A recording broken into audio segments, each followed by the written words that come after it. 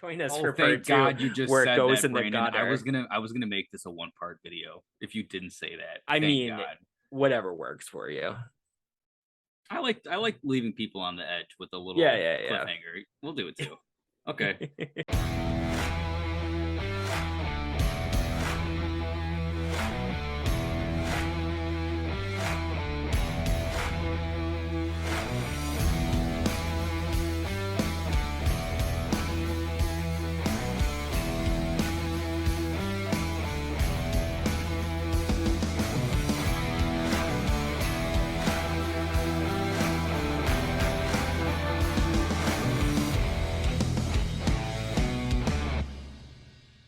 So, what is your honorable mention, sir?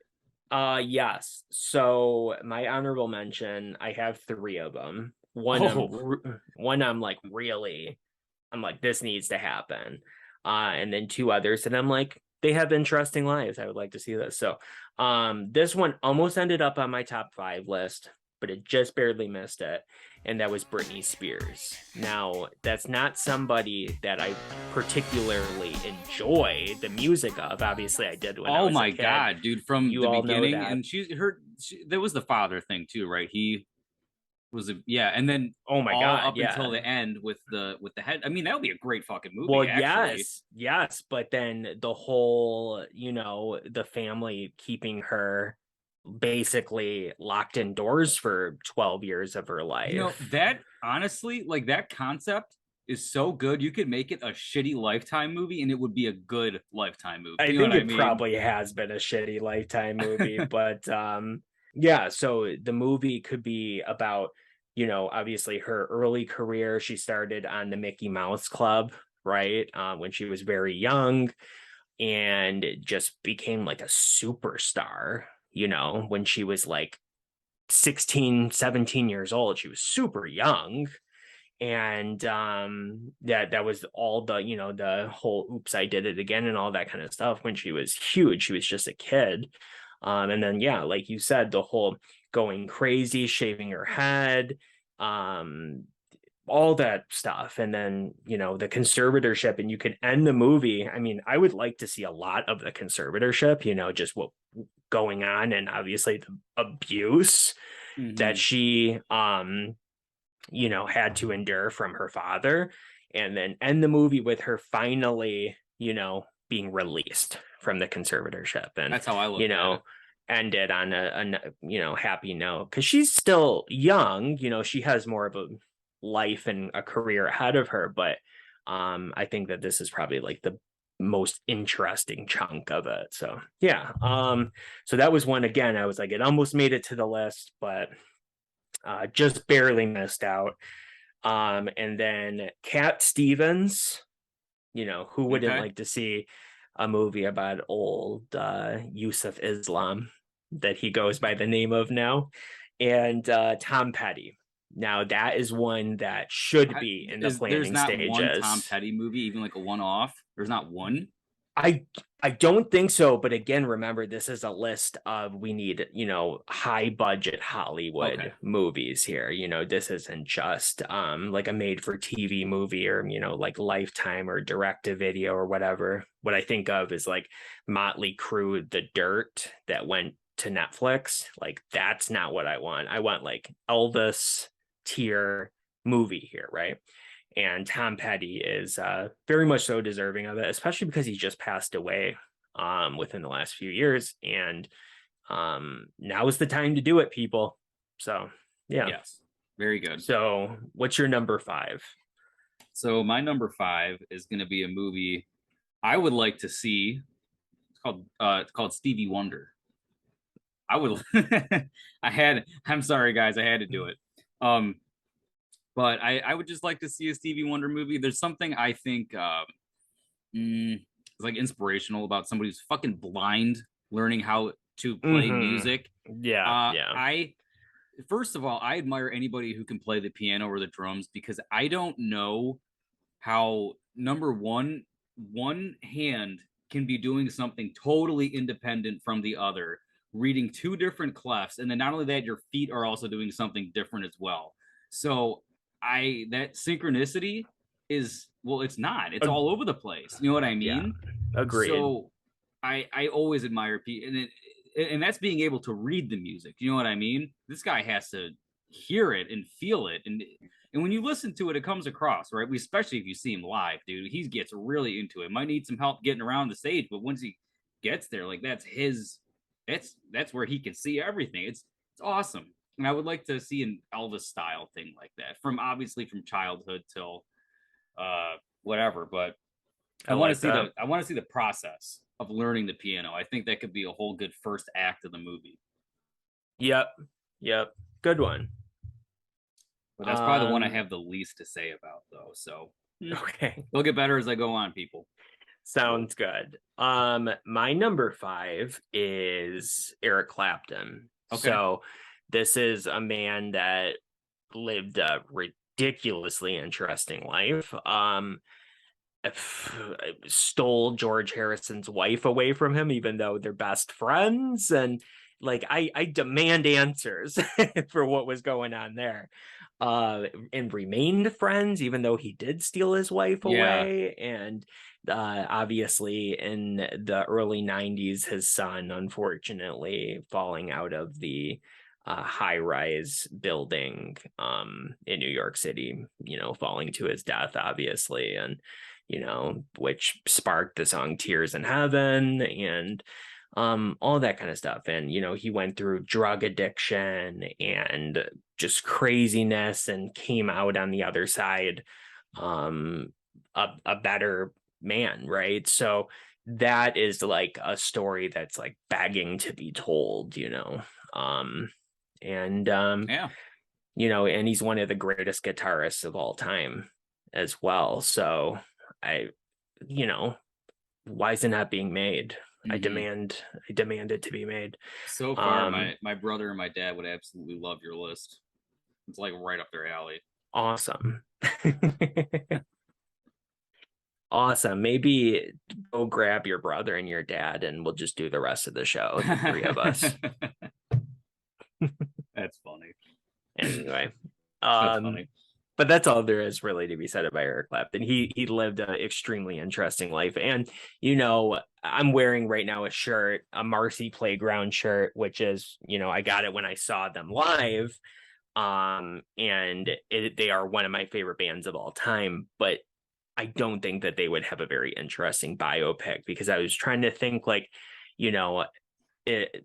a musical artist that I enjoy, that I want to see a biopic of, but also that led an interesting life. And that was sort of the fine line that I had to straddle. But yes, Eric Clapton led a very interesting life. So Duncan has a few movies he wants to talk about.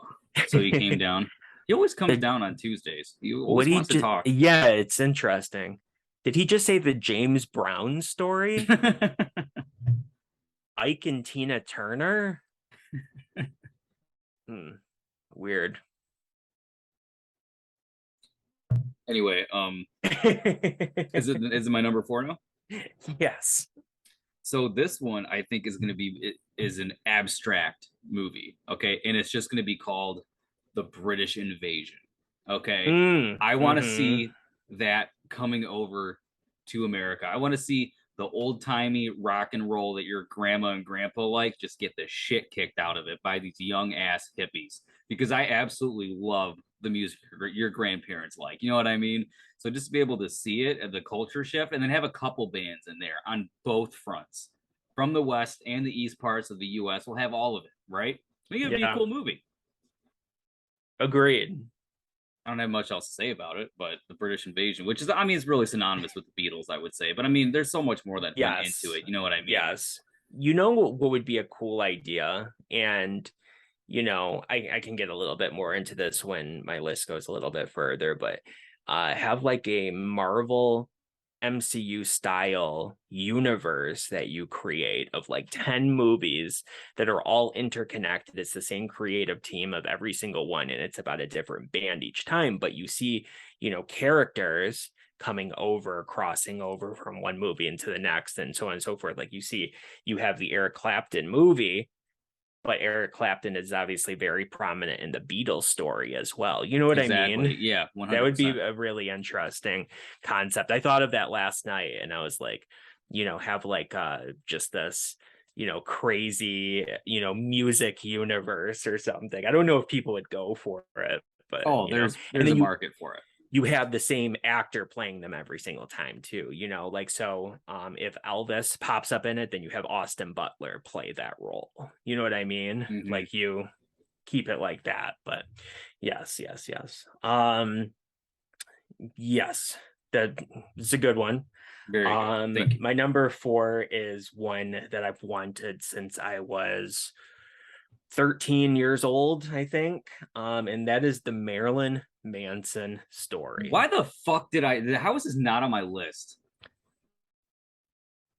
I'm happy it's not, because then we, have the same thing on both of our I am lists. But so mad. That is such a great idea. I was Why am I not thinking you wearing my might Pale go with Emperor it. shirt? That's correct. Where is it? Go change now. Anyway, so Change.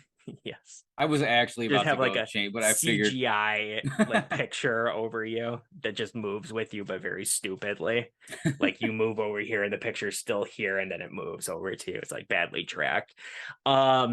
This would be so interesting. I mean, anybody that read his autobiography, yes, like, holy I shit. did in middle school. I did as well in middle school. Very good. Yes, and it was like, it's so interesting, and that was only half of his life, but at that point. Well, think about So all of the accusations I recently that have know, come to light, and then I know it would be a really great 3-hour long movie. And this is the only time I'll say this. I might say it again. But it would make a really interesting 2-part movie, just because there is, truly, like, the long hard road out of hell, which is what the book is called, and then have the second part, which was what the second book was supposed to be called, which was Hollywood, which is obviously where his Marilyn Manson ascent. plays himself. That would be weird, but And the second his one, ascent, obviously, where he's still a sure. little fat. Yes, his ascent into, Hollywood or Hollywood, Mm-hmm. obviously him making it really big, and then being struck down in his prime because of these accusations. So it's like, ooh, this one, even though it's my number 4, I would love to see this movie. Yeah, that's And awesome. I know exactly who should play him as well. I Yeah. forgot who it was. You knew, but you forgot. Okay. Yeah, I completely forgot. He was it was somebody. I'm gonna continue to think about it, and then I'll You'll say message me before this video gets I done. So will, and we we'll put a will. picture of them up. I won't waste the time to try to think of it right now, but yes, I will send you a picture as well as the guy's name, and we'll put it right here. Because I was like, as soon as I saw this guy, I was like, that's him. That's him right there. But yes. Very good. So Indeed. my number 3, Brandon, you called it earlier. Yeah. It's the John Williams movie. Yeah, which is great. So when I thought of Koji Kondo, I wanted something off the wall, and that was that pick. And then I thought, well, if we're gonna go with the composer route, if I have one that's just synonymous for video games, let's go with someone for movies. And then who else better than John Williams, the guy that has basically done the soundtrack for every single franchise movie that you liked as a kid? Yep. It is what it is. He's fucking irreplaceable. And he's still alive today, and he's still how is the music the secret to eternal life? Yeah, because this man has to be 127 years old and he looks like he's 80. Okay, I don't understand. I think he's retiring. Okay, which yeah. I mean, finally, he can just create symphonies in his brain until whatever. But God, it's just so impressive. So that would be really cool to see. Again, it's just the creation of these themes that are your childhood that you'll remember until you die. Like, again, it's a thing where you hear the first 2 or 3 notes and you just know what it is, and it just Right. love it. And it wouldn't be a movie that has like a whole lot of dirt in it or anything, but it would be very interesting to just see how a genius produces music and how he came to that and all that kind of stuff, because almost every single iconic theme out there is because of him. You know, even if he wasn't the composer of the movie, he composed at least the one song from the movie. Or of course inspired by. Yeah, that's huge, of course. So my number 3, that was number 3, right? Yeah. Yep, of course. This one is a weird one because there has never been an actual Hollywood, throw as much money at it as possible production of these individuals. But there's been like thousands of made for TV or direct to video releases for these guys. And this is the Lennon McCartney story. Okay. So, it goes, I with wonder your why British they're invasion. even just the Beatles in general, or I don't know why there isn't a bigger budget movie, but with Elvis, there has to be. I think it's difficult because you have to get, like with Elvis, they scored at getting Austin Butler, flawless casting for one character. Now you have to do that 4 times over, right? Yeah. So it's like, because if everything's not perfect, it becomes an issue. And they lived massive lives. Like even John Lennon being taken out in 1980, they still live, and you'd want to incorporate so much of that into it. So that's why I said Lennon McCartney, because that partnership is what really, that was at the heart of the Beatles. Of course you have Ringo and George in the movie, but they're not the primary focus. John and Paul are the primary focus. Again, that's why I was like, there's no way you could tell that whole story in just a 2-hour movie, right? So I was like 3-hour movie, and I was like maybe part 1 and part 2, and then I'm like, no, cinematic universe. And that's when I came up with that idea. And then I'm like, then you throw in Eric Clapton into it, and oh my god, and so that's where that all, Elton John, Taron Egerton, you get the Elton John in there, and it, whatever, it's the whole thing. It'd be so cool. Totally. And that'd be probably like the only way to really do justice, And again, Austin Butler, you throw him in as Elvis. It's like the guy that played Tupac in like 3 movies. Like they hired him for Tupac 1 movie consistently in 3 movies. Yes, I think it's so 2. Weird. But I wanted to say 3 to make it seem like it was more dramatic. That's cool, at least. Yeah, though. I like that. They hired him for like 1, and then he did gotta like admire a cameo in the another movie. Correct. And that was almost like a cinematic universe they were setting up. It was like Tupac and what are they? The Straight Outta Compton.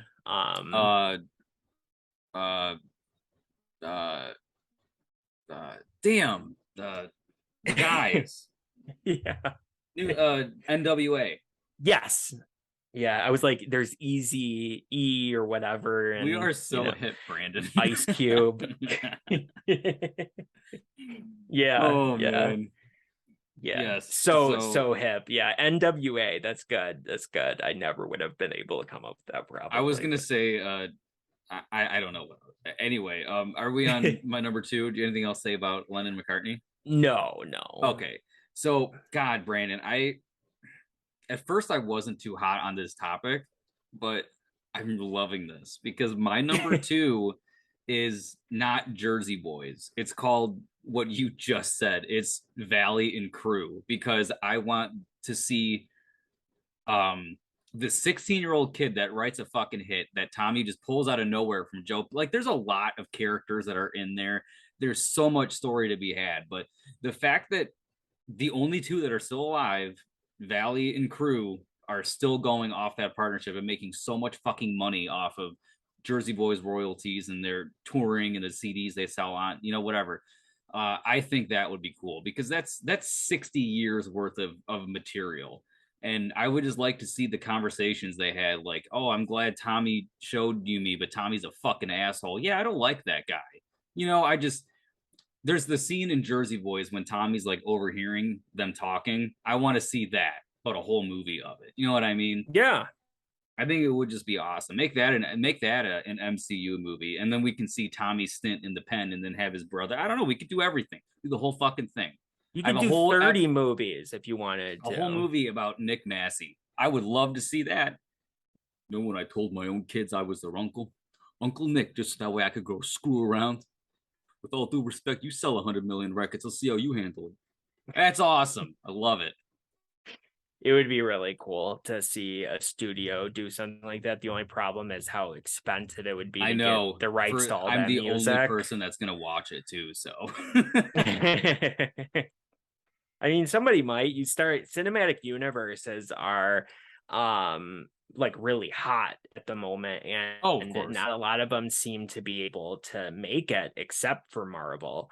But I think that this is so unique and different and do just fine. So it wouldn't really matter. It'd be like, who cares about Ant-Man? Well, Ant-Man was a great movie. Well, who cares about Nick Massey, right? Yeah. Well, that could be a great movie, right? So he's the Ant-Man of the musical multiverse. And I'm gonna play Nick Massey. Okay. Sounds Anyway, good. yeah. So Brandon, what is your next one? Yeah, so my number 2 is one that, like a lot of these, I've wanted for years, and I'm honestly shocked it never happened. It might be because of the controversy, but set people straight on it. It had the controversy in the movie, and on a wide scale, let everybody know the truth, right? So that is the Michael Jackson story. Mm-hmm. And so they had like a Jackson 5 movie that was like direct to video back in the day. And I remember seeing that and, like the dad slamming them all against the wall and stuff, making them piss their pants and whatnot. And obviously that stuck with me. But yeah, I mean, you make the Jackson 5 a part of it, or in this, in this cinematic universe, you make the Jackson 5 one entire movie and then branch it off into Michael Jackson. But just have like, Michael Jackson's life, and I think it would be so interesting, the I would early go see it for years, sure. the height of his career, obviously the downfall of his career, which happened way before people think it did. It was when he got caught on fire during the Pepsi commercial. He had to wear wigs for the rest of his life after that happened. And I didn't know this.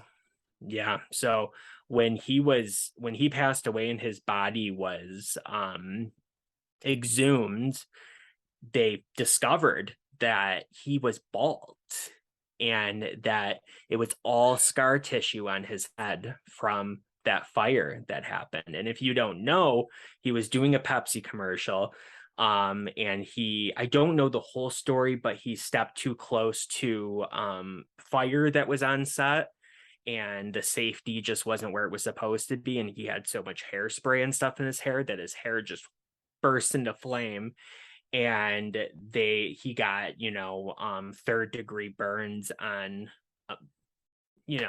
massive amount of his body, especially his head, his neck, his face, as well as his hand, and all this kind of stuff. So that was huge for him.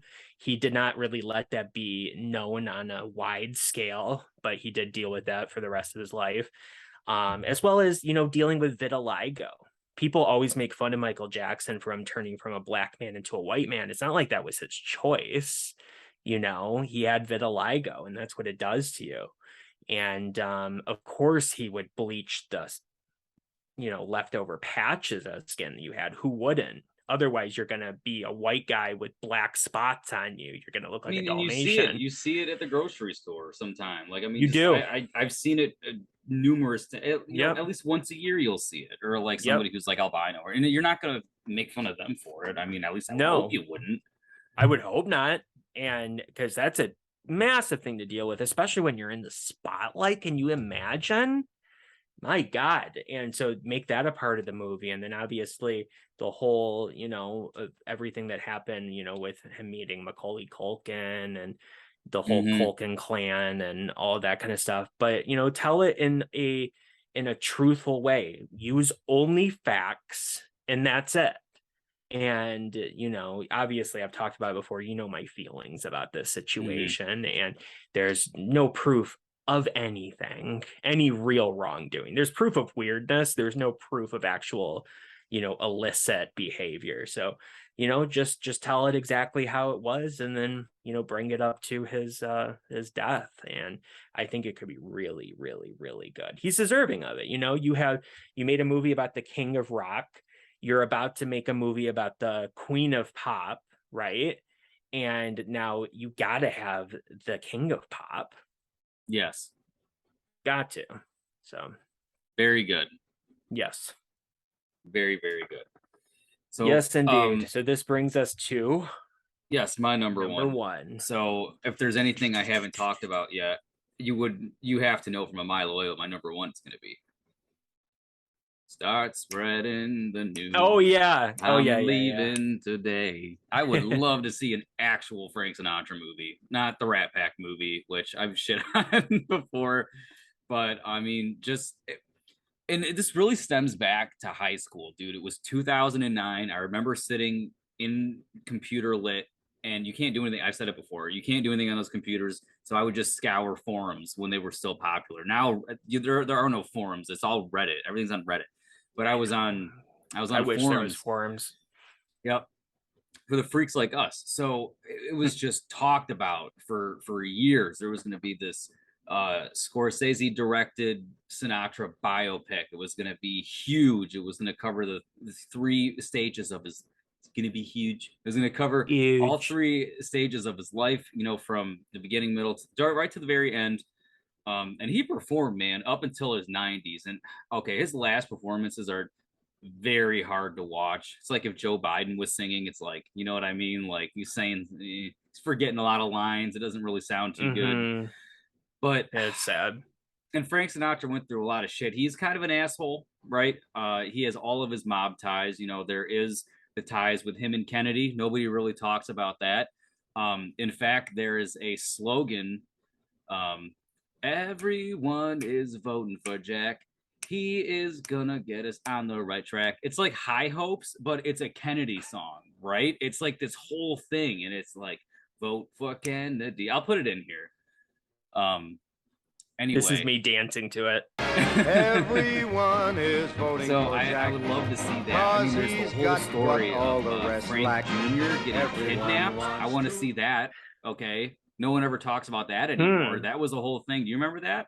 No. No. Frank Jr. got fucking kidnapped by mobsters and held for a ransom. Yeah, in the trunk of a car. Real mob shit. Yeah, that could be really interesting. And then toward the end of, because Frank Jr. is dead too, and then toward the end of his career, he just became a cover of his own dad, and he just sounds like Frank. He looks exactly like him too. Yep. I remember I bought his album called That Face on iTunes in like 2009. Like, hey, look at me. I'm wearing my father's face. That was good. But Frank Jr. is very well spoken as well. And I believe he's like, he was a musician, but I think he was a conductor or a composer or something. He does other stuff or did other stuff too. So, I mean, there's a lot you could unpack in this Rat Pack of a story. So, I mean, it would be really cool. You have Dean and Sammy in there too. You have the whole thing. Right. I think it would be but they're just great. Not the focus. Yeah, right? Like we said before. So, because as much as I mean, I love Dean Martin as well. You could do a whole bunch with him too, because like I've said before, like Dean never drank on stage. He wasn't an alcoholic like that. His biggest ambition was to be a Western star like John Wayne. So like there's a lot, there's so much you could do. So, but the Sinatra one just, I think theatrically would have the best bet. So that's my number one. Yeah, that would be cool. And you have Austin Butler in there again doing the famous duet. I watching that after seeing the movie was so cool because I never saw like the clip I sent you had like Frank Jr. and Nancy talking in there, and Yeah. I guess Frank really respected Elvis, and you could tell, like, because Frank is usually kind of like straight and just does it and leaves. Like, he's a one take and get the fuck out of there kind of guy. He's very notorious for that. Like, if somebody wanted to reach, you tell them to go fuck themselves and just leave. But when Elvis was on stage, like, he was joking with him, and you could tell he wasn't as he just wasn't as relaxed. Like, he was a little nervous, yeah. He And was forgot. nervous. It was so cool to see. Elvis was super nervous too, but he always was. But yeah, it was interesting to see Frank Sinatra nervous. Yeah. Because he's like, who is this kid? And like, you can literally see in his face during that video him gain respect for him, going like almost like, oh, I get it now, you know, because he's probably thinking like he's just a punk kid at first, and then it turns into, you know, a great video. And then here I'll say one little tidbit for the movie for Frank Sinatra, because I have a book that's like this big, like a whole bio book, and I read it. I mean, I read it in high school, so it was years ago. But in the beginning of the book, they talk about how if it wasn't for a microphone or a megaphone to project Frank Sinatra's voice, he wouldn't have been popular, because he, and most people have said, I mean, there's some contention with Frank Sinatra. He's a sing talker for sure. You know what I mean? Like, yeah, he has vibrato. Yeah, there's something behind it, but it's really that voice. Like, when he talks, it sounds like he's singing. It sounds like he's talking, right? Dean Martin actually sings. Like, there's a whole range to it. You know what I mean? Sammy's the same way, but he's kind of a sing talker. What was my point with this? Anyway, yeah. I don't know. When you're singing, like, it's louder, right? So he needed like the microphone. And Bing Crosby, as much of an asshole as he was Frank Sinatra's biggest influence for singing. And I think Bing was one of the similar. So he's a great would singer. be really cool. Would be really cool to see. So anyway, that's all I also more fuel for you to see Sid and Nancy. Sid Vicious did a cover of My Way, a punk cover. Oh, I've heard it. And okay, cool. So yeah, you can see the real version, but also Gary Oldman's version that's in the movie. That's awesome. Yeah, there's all a connection there. So yeah, my number one, the last thing I want to see, not that anybody else would want to see this. This is like the only thing on my list that truly nobody else would really care about except me and British people. And that is the story of Liam and Noel Gallagher of Oasis. Oh, I think people would want to see that. They would be like, who? What's this? And then you'd be like, Wonderwall, and they'd go, oh, and you'd be like, Champagne Supernova, and they go, oh yeah, okay, yeah, I'll see that movie. But yeah, I'd be like on with bells on, you know. I'd be on with bells on. I'd be there with bells on first day. I'd be so excited to see that. And it might talk about crazy stories that would make a wonderful movie. Their story is so ridiculous between the two of them that you wouldn't even believe it. So, I mean, it would make absolutely a wonderful, wonderful story, and a wonderful movie. I don't know. That's weird. Whatever. That's fine. Guess it doesn't matter. I thought I had it near, which was the oh yeah, okay, here we go. Base it off of this. Tony McCarroll. He was in the band. I believe he was the drummer of the band. Yeah, My Life as Oasis's drummer. So yeah, sort of base it off of this and make a movie, you know? Very good. So it's like the Oasis story, but focus mostly on Liam and Noel. All, you know, up until their breakup, and then both of them going solo, you know. That would be cool. Very good. I like, because I don't know anything about them, so I would, and I'm a movie guy, so totally I'd see it. You would make me see it, and when you talk about I would talk about I'd be like, we're gonna make this. And again, back to the whole thing, like Oasis and Marcy Playground, they're my two favorite bands of all time, but Marcy Playground, it would be pretty uneventful, but Oasis would be like, and like, oh my god. So that's like the whole lens I tried to look at this for. Like, you made the joke yesterday about 10 slots of Bowling for Soup, and okay guys, like, here's the thing. would Bowling for Soup get an honorable mention? No, not one bit. I don't want to see a movie about fat alcoholics reliving their glory days. Yeah. And that's the thing. Like my height of enjoying Bowling for Soup was the height of like my last alcohol bend. You know what I'm saying? So it's like I don't know. It would be interesting, but you're probably right. It'd be like Marcy Playground. It'd be very uneventful. But I It'd would be cool watch it, to hear but the songs, but yeah, outside of that, it's like would be okay, because uneventful. there's drug addiction and stuff with John Wozniak, the lead singer, writer, guitarist of Marcy Playground. But even so, it's like maybe it'd be good. I don't know. Who am I to say? But yes, But we would watch it. and And it's our list, and that's all that matters. correct. Yeah, we got Anyway, bye everybody. We Bye, really everybody. appreciate you joining us, and let us know down below what 5 biopics would you like to see. Wouldn't it be funny if this is the one video that TT doesn't comment on? That Not would only be that, funny. He comments and just does not tell us the list. Yeah. That would be would be good. funny. He just yeah, that would be the most ironic thing ever, I think. But bye everybody. Yeah, Let bye, us everybody. know, comment below, hit that like button. It's give super us a like. important. Honestly, here is the best example of how important it is. We had 2 videos recently that were massively liked. And guess what? We got new subscribers. Over it. We got comments from strangers. Like our videos were out there to be seen by the public, all because that like button was hit. So I was so happy too, because I loved that little black and white Monsters intro. I love the Harry Potter one that I tried to do, which had I had Final Cut, it would have looked a lot better. But like the idea is there, you know what I mean? Yeah. But totally.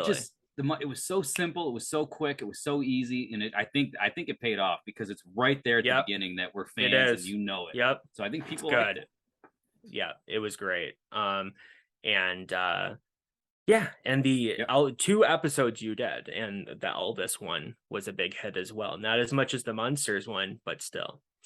So exactly. Bye everybody.